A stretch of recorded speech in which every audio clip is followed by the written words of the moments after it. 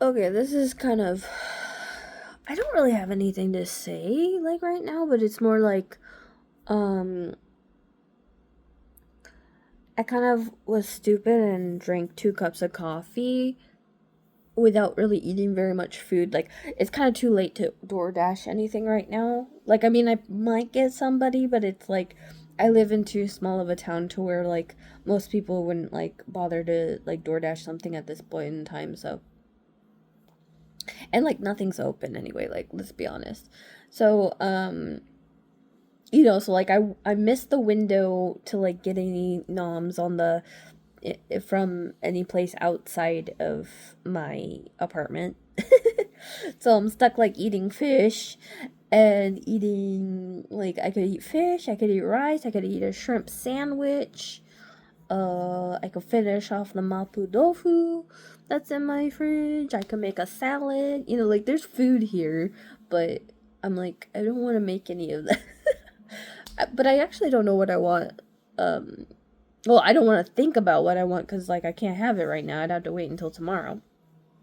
But actually, I'm kind of thinking what would be the better choice would be to walk to the grocery store tomorrow. Like, hopefully, it doesn't rain tonight or anything like that. But just like, I think I'm going to go to the grocery store tomorrow and and get a few things.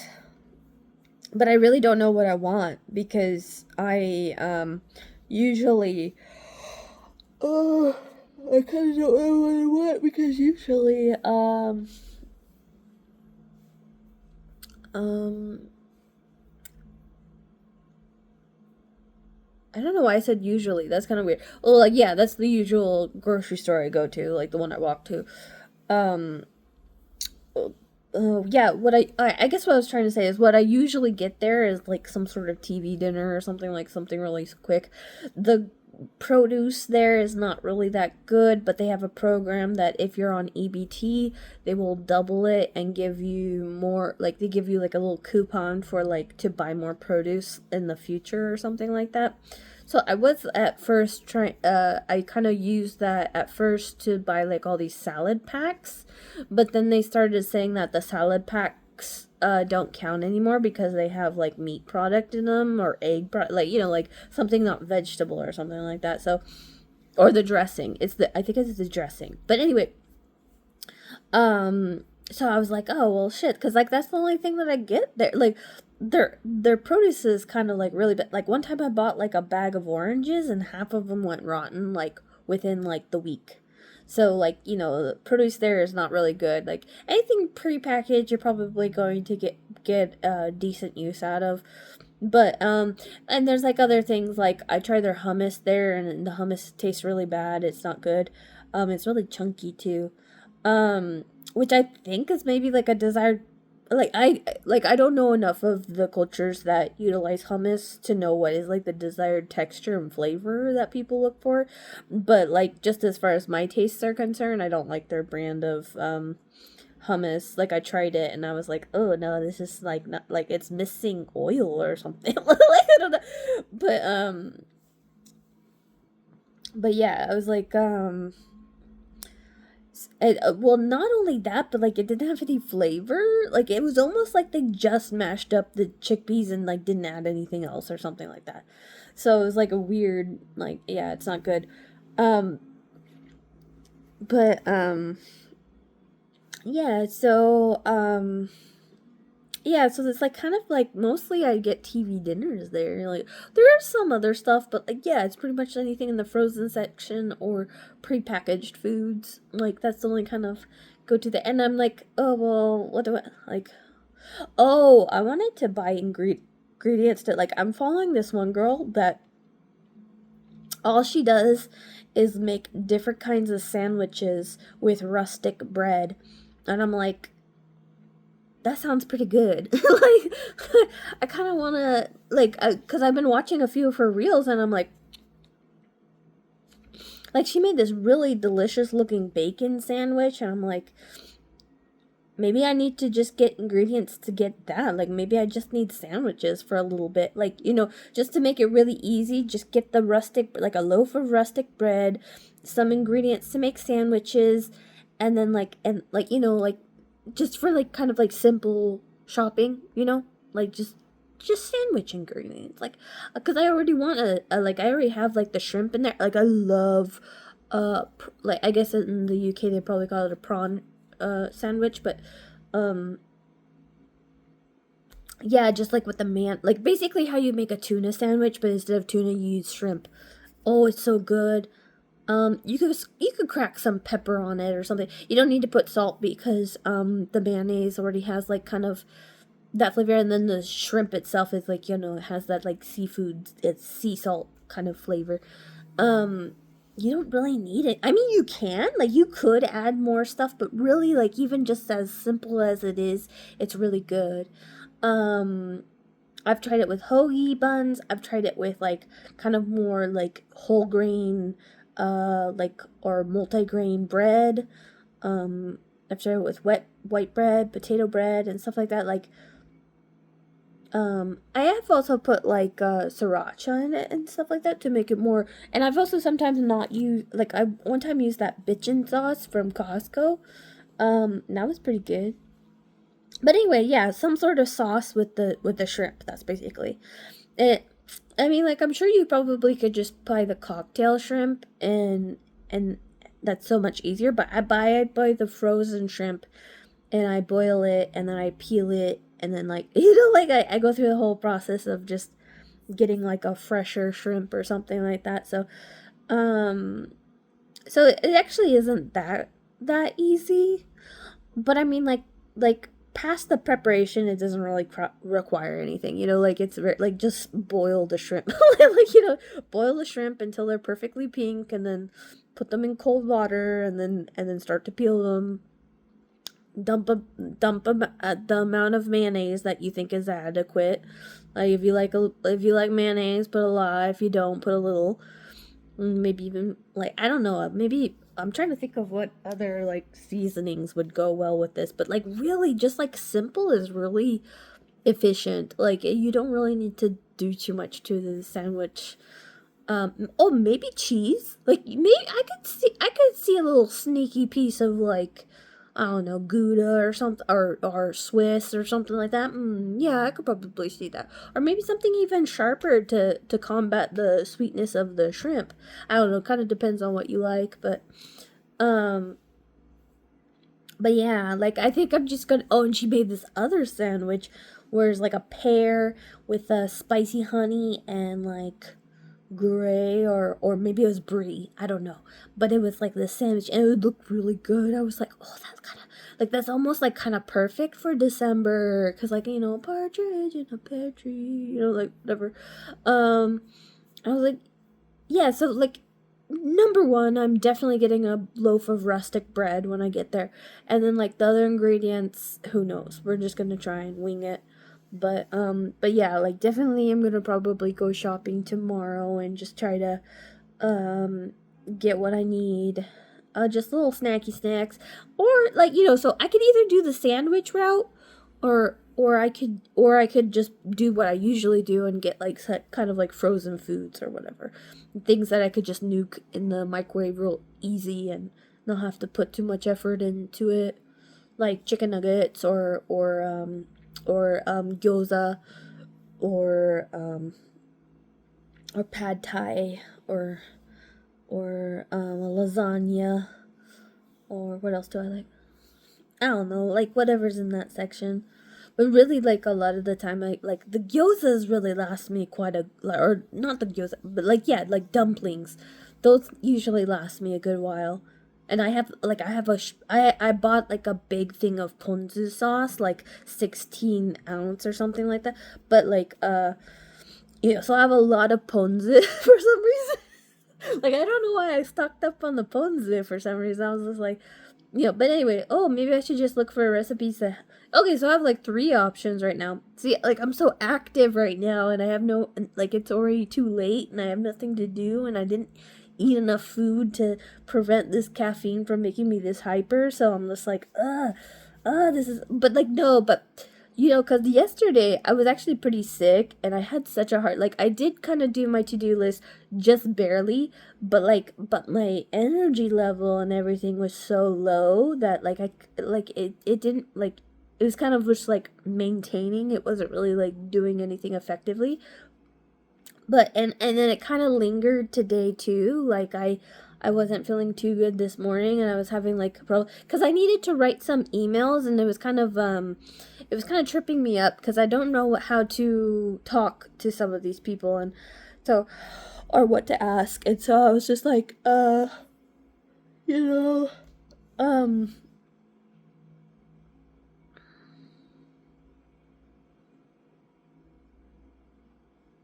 I don't know, like I just kind of epiphany of something. It's kind of in my personal life, so I don't really want to talk about it. But anyway, oh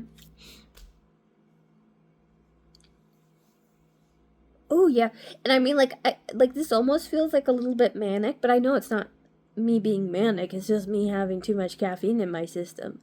Yeah, and that's another thing too. Is like, I have like kind of a love hate relationship with the whole diagnosis of like Asperger's and stuff like that.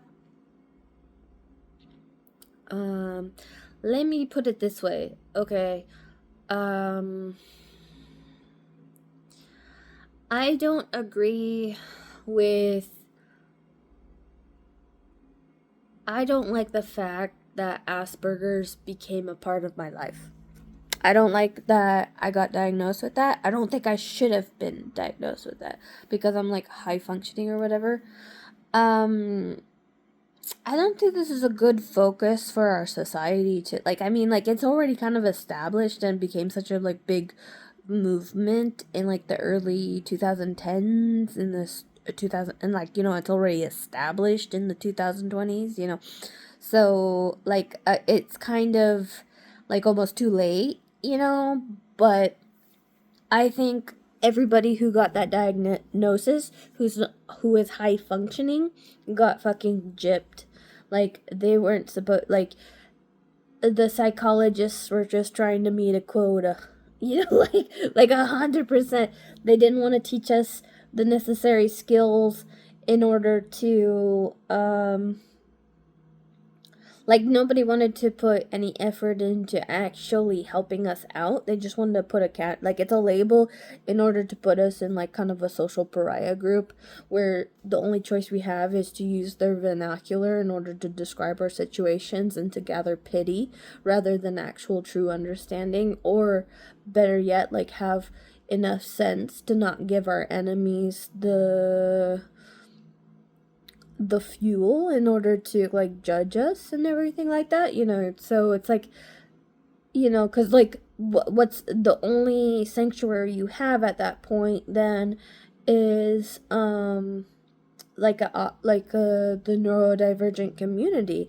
Now what if you don't agree with like what if you see the Matrix for what it is? It's like, well, they just kind of put us all in a fucking cage at that point, and we're trying so hard to, and so then like look at them, people develop like the medications give people physical ailments, and it barely, if any, helps with mental problems.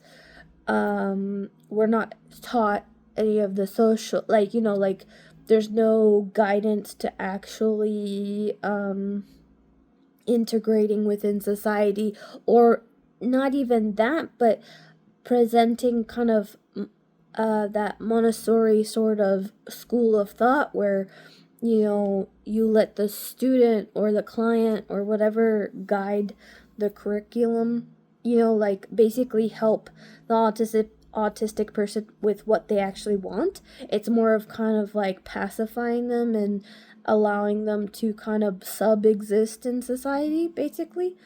So it's really not like, I don't think it at like the whole, because like, okay, just to and this also kind of upsets me too, is like there's a lot of people who are like self-diagnosed, and I guess I kind of started off as one of those. Not me, but my mom really pushed for it. And then I got so much freaking I got tested very rigorous. I can't say it right now, but anyway, They tested me pretty hard, like for like 3 weeks or so, and then maybe even longer for that, like with some other things, and then then my mom got me on Social Security and all that kind of stuff, and I feel like that's when it sealed my fate, really, is when all that happened, because like once you're in that position, it's very hard to get out of it because you have to make at least $4,000. Like okay, so like they're like, oh well, you could kind of work if you want to get extra income, but they don't what they don't tell you is that um that will be garnished for a few, like if you exceed a certain amount, then you will be garnished that amount equal to whatever you're receiving in Social Security. So unless you actually make what you make in Social Security plus some, like basically double what you make with Social Security, which would be like around, and this is sad, only $2,000, and actually that's overestimating. So you have to make at least $2,000. I say $4,000 because then also like you're probably going to not have OHB, or like some sort of government funded insurance, and all that kind of, like like just thinking of all the extra well, okay, rent usually, like in my place right now, if I weren't utilizing a government system, it would be $1,683, I think, for rent where I live. Um which I think is like kind of the norm here. Like that it's pretty like there's a lot of places available for that much. Of course there's nicer places too, but like, like I would say like a good amount of apartments here cost about that much. Um and so like I'm just like, you know, like so you need at least that much to cover that too, because like, you know, I don't think, like if you made 4,000 a month, would that still qualify you as low income? Like, see, this is how fucking poor I am.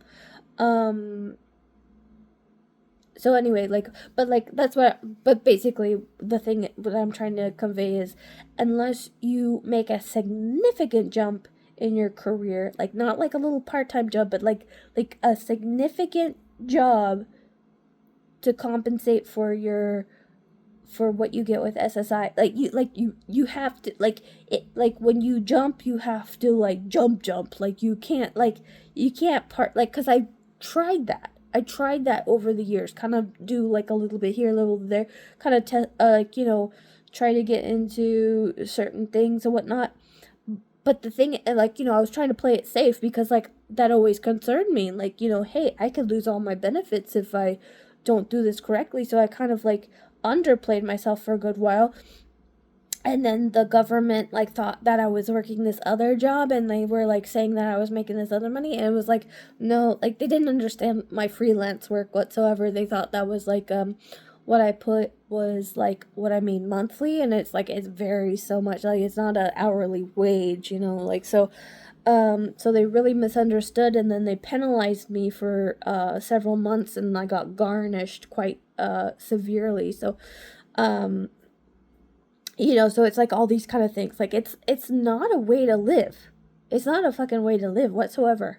Like, yeah, I have, like, I live in this I live in this apartment, like it's like for one person this is pretty spacious, I would say, um but it's like there's no help in moving up, more, or even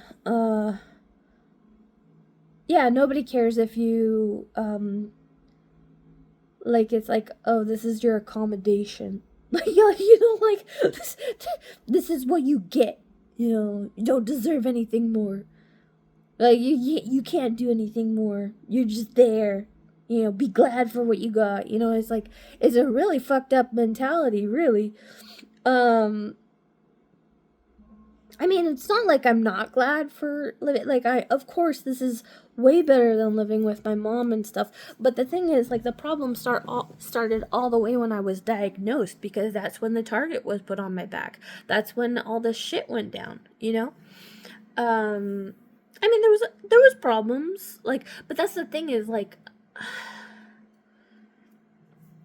like, okay, for example, like, this is why I don't trust psychologists and therapists and stuff like that.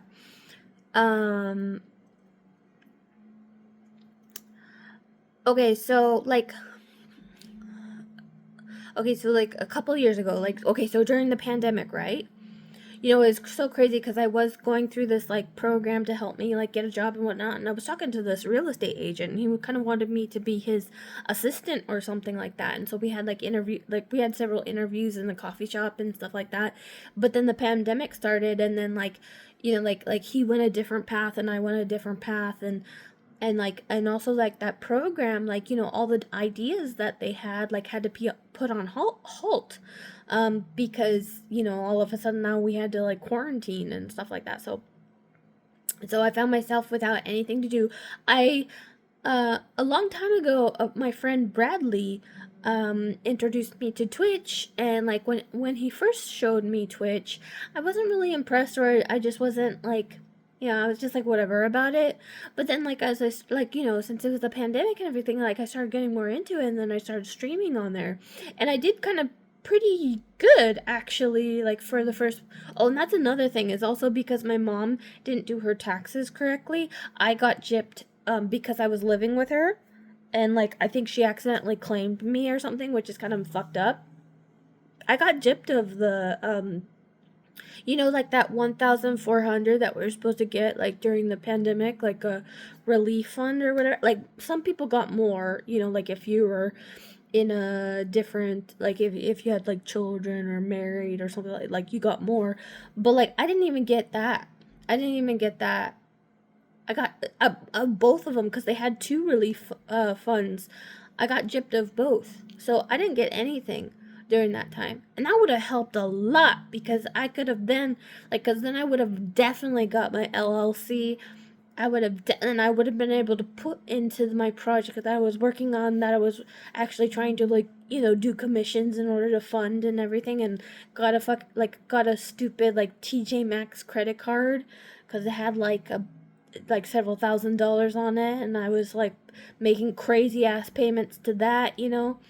Um and then I eventually had to close it, and now I'm still making payments to it, but it's like on a, like, you know, but you know, it's like I had no help. I had absolutely no help, and I didn't get the fun, like, you know, I didn't get the funds that I was supposed to get, and you know, just so much. And then like my mom always like kind of relishes in playing the victim. She relishes in playing the victim. Like she just gets off on this like spiritual piety thing of being the fucking goat that was slaughtered on the altar. You know, like, and it's kind of like, and I don't vibe with that, but like, but I'm always just like, you know, like I can't, like when I tell her how I really feel, she thinks I'm like, you know, not being grateful, or you know, like she, or I don't know, like she just shuts down, or something. She just doesn't get it. She just doesn't get it because she's so stuck in like the victim mentality. Like, you know, like ever since third grade when that one teacher told her she couldn't do math or some weird, like, you know, it's like she really gets like these weird things, um and like runs with it for way too long. um it's like, but like now she's like already like I feel like once you're past your 60s, unless like you're just a spectacular person, once you reach 60, it's like that's it. You're done growing. Like you're really done growing, because even if you kind of like reinvent yourself or something, your mind is not gonna change. Like you can't really change your perspective past that point. Like it's very hard. Like you, unless like something significant happens, like somebody dies that that like made you have all these, but like, you know, like some sort of like anchor, like person dies, and so then like you question why you even believed all the things that you believed or something like that. Or I don't know, like, or a world event, like maybe you live through like a hurricane or so, or you know, like I don't know, I don't like it has to be significant, you know, like it has to be significant. But even at that, most of the time people don't change. Like I'm gonna say like 35%, 35%, like very low, very low. um Not like too low, but below. uh But yeah, anyway, so going back to like the whole autism thing, yeah, I just feel like it was not worth it. I know, like, for some people that is 100% their thing. Like, they went and sought out that diagnosis. They were so fucking happy when they got that fucking diagnosis. Now they go to the little neurospicy communities and talk about their problems or whatever. Like, like, I don't know. They love that shit, I guess. When I got it, okay, so there's a scene in the movie Polly where his owner is like a little girl. Like, let's say Polly is a parrot. The whole movie is about like a parrot that learns to actually talk like a human, like not just mimic, but he has a brain and he talks and he can communicate. Like, that's the whole premise of the movie. But anyway, in the beginning, his owner is like this little girl who has like a stuttering problem. Oh yeah, so Polly was a gift from her grandpa, and so, like, he gave her like a little parrot to, like, mother and play with, and whatever. But anyway, so, like, okay, so her dad is like an asshole that came back from like the war, so like he's in the army or some shit, and he comes back and he's like really authoritarian. And, like, I don't know, he gives her no slack for the fact that she has a stutter. Like, he's like, we need to fix that now. So he like they get like flashcards and they do all this stuff, and she's trying to say the word cup, and like the parents start arguing because, like, she can't say the word cup, and so like the bird says cup, and then, like, it calms her down and it allows her to, like, the parents don't hear because they're so busy arguing. But anyway, that little parrot kind of tries to teach her, or like, pronounces the word cup correctly, and the little girl responds to that and actually pronounces the word cup correctly. And so, like, while the movie is going on, it kind of always has like his interior monologue, because it goes back and forth, like, to different timelines where nowadays where he's telling his life story to this janitor versus, the story that's being played out on the screen, which is his past. But anyway, so, like, so his interior monologue was saying, like, interesting. All it took was one word and they all shut up. Like, that's exactly how I felt when I got diagnosed with like, Asperger's. I was like, okay, well, great. I could use this word and it will shut fucking people up and I can go on with my life. That was such a, like, I mean, I was a kid, like, I was still young, so I didn't realize the real impact that it would make on my life and what I subscribed to, and, the lies that I was being told. So, yeah, I would not wish that on anybody. I think, oh, and then on top of that, like, my cousin, or my mom's cousin, her name's Tammy. I don't know, all the Tammys piss me off. I don't know. But, I mean, she's my cousin or whatever, and, like, it's fine.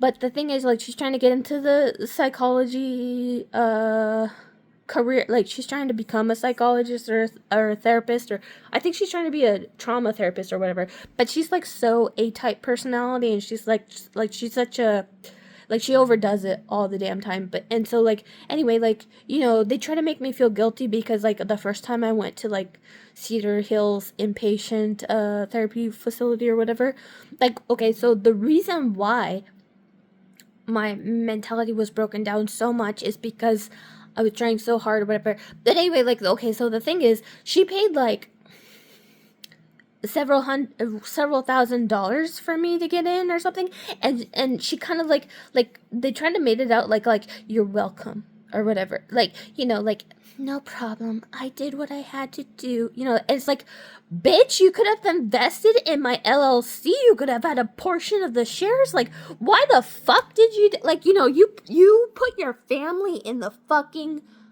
loony bin after you knew what was going on and everything like that.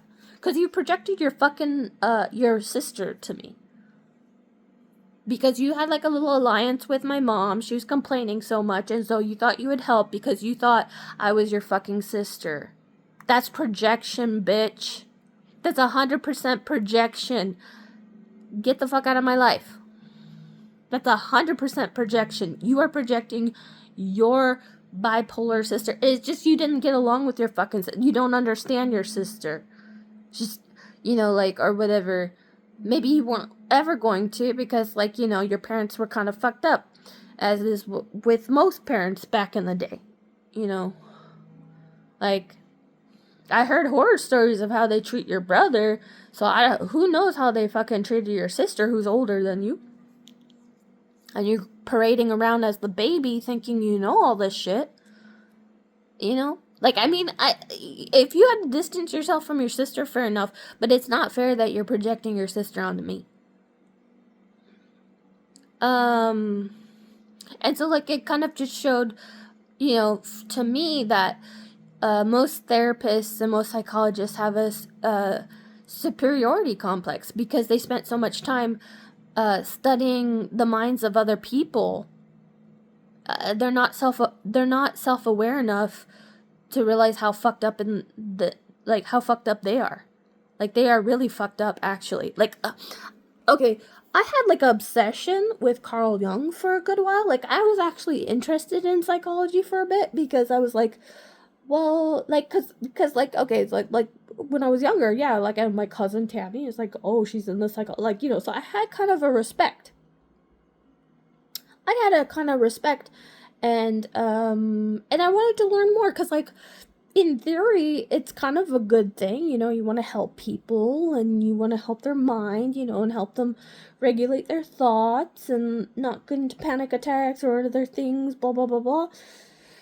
But then it's like, okay, well, Carl Jung basically took advantage of several of his clients.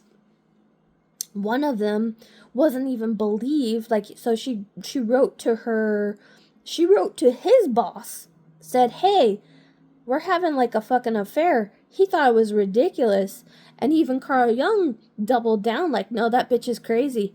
And then, like, Sabina wrote back, it was like, no, and she gave proof, and then Sigmund Freud was like, oh, well, shit, man, like, Carl Jung, why the fuck did you do that? My boy.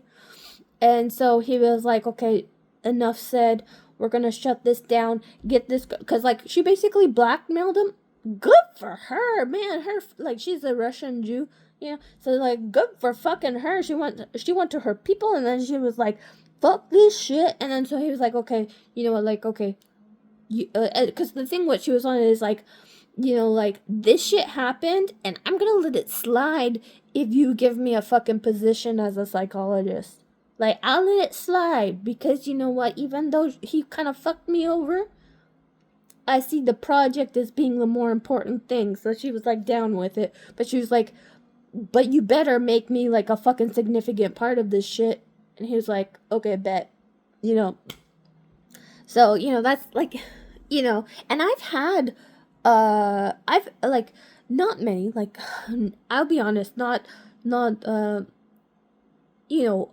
had some good therapists, for sure, and also, like, not all of them had this, but one therapist, yeah, when my grandpa was dying, and I was in my most vulnerable position, he tried to get close to me, like, so you could see where it's, like, and also, on top of that, like, okay, so, my cousin, I don't remember, we're gonna call him, like, Dr. Schneider or something, that's not his name, I don't know what his real name is, I can't remember, but anyway, it was, like, somebody within the practice that,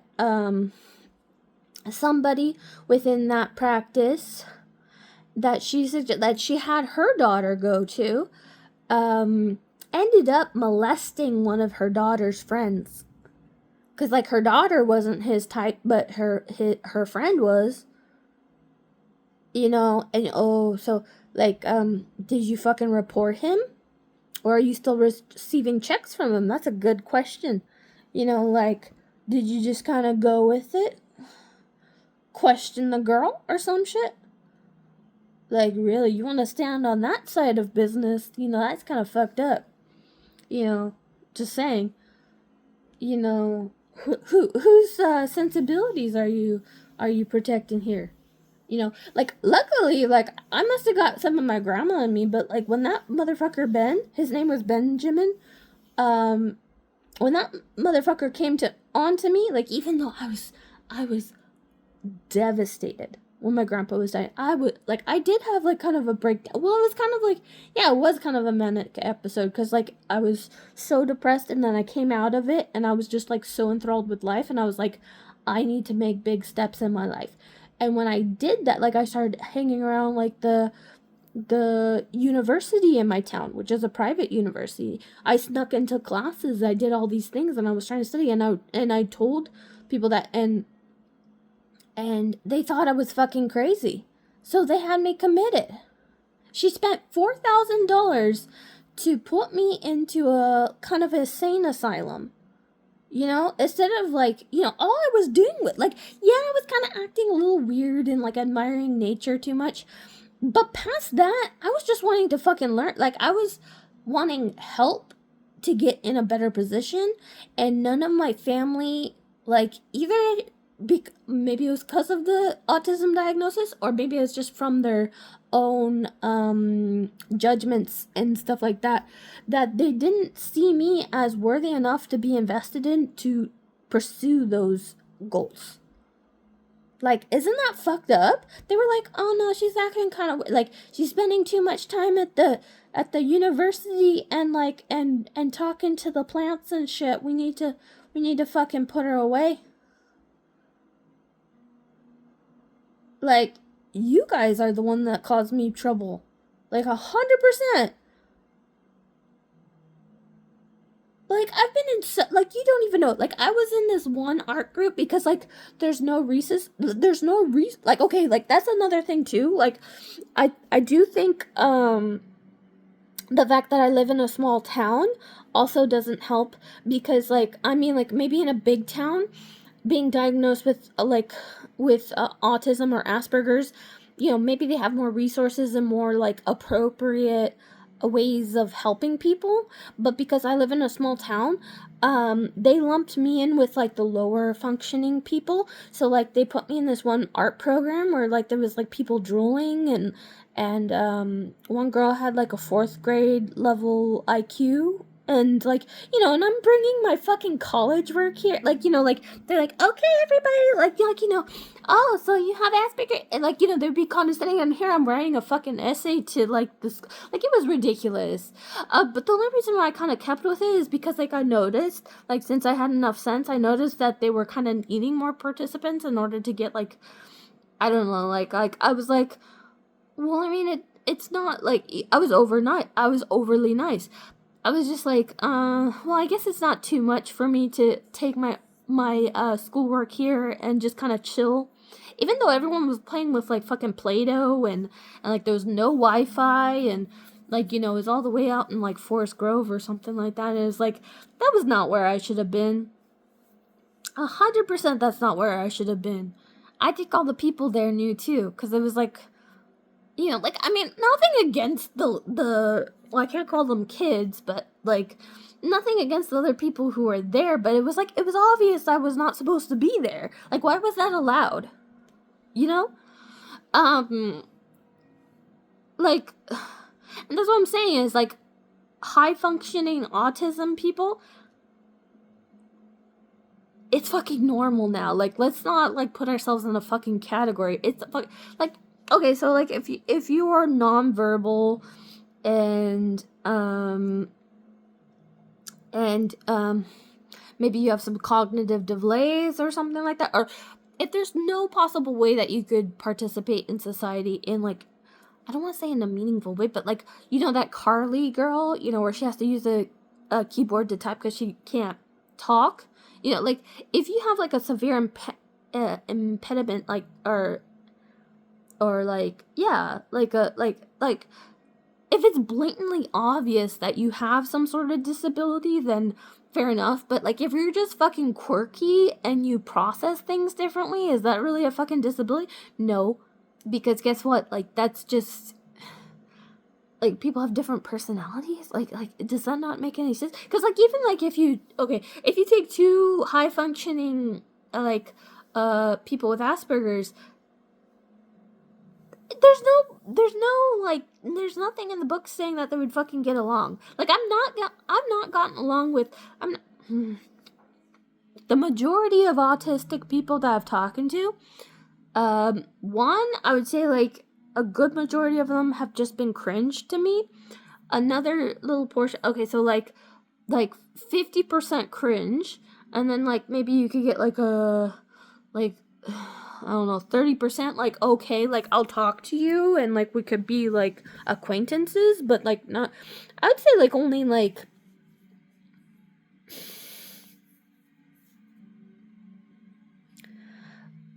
I don't know, I lost the math really, but like I'm just gonna say like a very small portion have been like I've been like, oh wow, you're like really cool, like where I would feel like, oh yeah, I could totally like we're friends, or I would be your friend, or blah blah blah blah. Not majority. So just have you. So like a lot of people are like, oh well, you have autism, and that person has autism. Like it's kind of like I guess probably how the gay people feel. Like like when people are like, oh well, I have a gay friend or whatever. Like it's like there's no fucking way that like like maybe we get along, but it's kind of on the low end, because like because especially like people in that sort of position usually don't know what your type or like they're not really thinking of you as a person at that point. They're just like, this is the same and this is the same, like you can like whatever. And like I've been in those situations too where they tried to hook me up with somebody who was like fucking autistic, and I was like there's like no fucking like I'm not gonna get hot and bothered over this fucker. Like I like I'll talk to him, but it's like his looks are meh, and like and then like he's been brainwashed to be pretty fucking autistic, so like or that's just where he's at, like but that just makes me way more sure that I'm not fucking autistic, because it's like I'm not getting along with any of these people. I mean, like I said, no, like I said, like like there's the cringe level, there's like the okay, and then there's like some people who are like like, hey, you're actually cool, but it's like it's like it's definitely not like where I'm like, oh, you have autism, I also have autism, let's be friends. Like I've never thought like that. That's the stupidest thing to like. And I mean, like I had like one person in like the Japanese club come up to me and say that like he obviously had like really bad social anxiety, and so I was just like, yeah, I'm autistic too, like I just talked to him, and like I felt bad that like because like he was trying to talk, like he's trying to socialize, so I'm like, well, I gotta give him credit. Like that's what I said. Like I don't have any problem talking to other autistic people. Like it's not a big deal, but I just feel it's weird when people think like, oh, we're two autistic people, so like we're gonna just be best friends or whatever. It's like, no, that's like I mean, like I don't know. Like I don't have anything against like like in that situation I was kind of in the position, like at that point in time I was like part of the Japanese club as like one of the council members, so I was really participating in that. I don't think I would have been rude to him anyway though. Like I mean like my initial impression was just like, oh, he's very shy, and he talks very quietly, so I was just like, whatever. And like he was sharing music and stuff like that. I was like, oh, okay, I'll go listen to it, whatever, blah blah blah blah. And yeah, so I was just like, whatever. And but yeah, but like like he kind of felt like he had to explain that he had autism or whatever.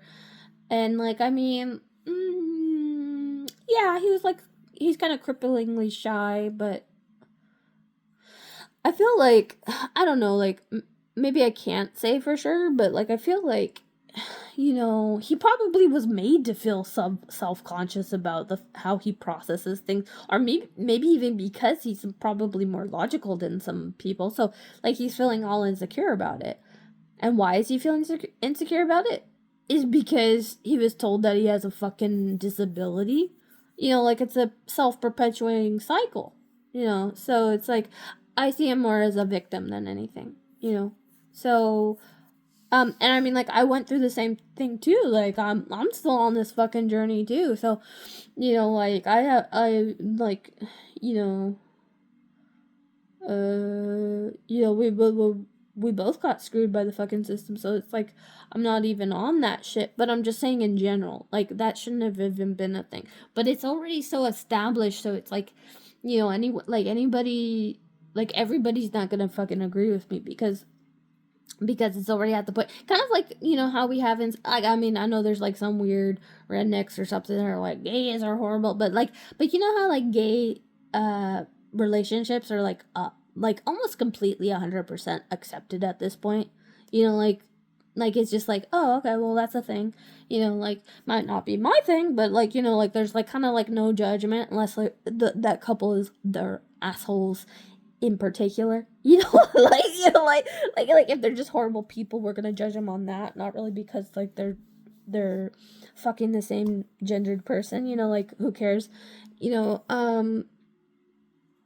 but it's like that, basically. But anyway, like, my phone's like about to die or something, so I'm just gonna end it here. I think I'm gonna call the video like I don't know. Anyway, you'll see it when you see it. Anyway, take care, be good, bye bye.